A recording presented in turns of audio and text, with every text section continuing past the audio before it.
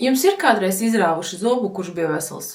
Man ir. Man kā pilnīgi normālam cilvēkam kādreiz dzīvē gadās sāka sāpēt zobs. Un man sāka sāpēt apakšējais molārs. Man tik ļoti sāka viņš sāpēt, ka es nakts vidū braucu uz privātklīniku, lai mani sāka ārstēt. Es atbraucu, viņi sataisa rentgenu manam apakšējam zobam, neko neredz.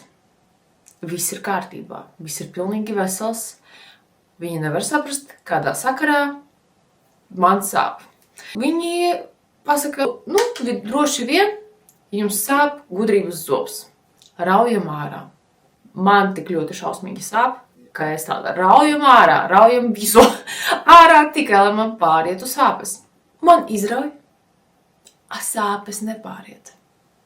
Bet to es jau saprotu, kad es aizbraucu prom no dakteres, jo no sākuma man likās, ka man sāp tā vieta, kur izrāva zobu. Man turpināja sāpēt, bet otru reizi es jau neizbraucu pie daktera, jo vienkārši es jau par raušanu privātklinikā nakts vidū atdevu milzīgu summu, tad biju studente, tāpēc izcietu tās sāpes ar pretsāpju tabletēm.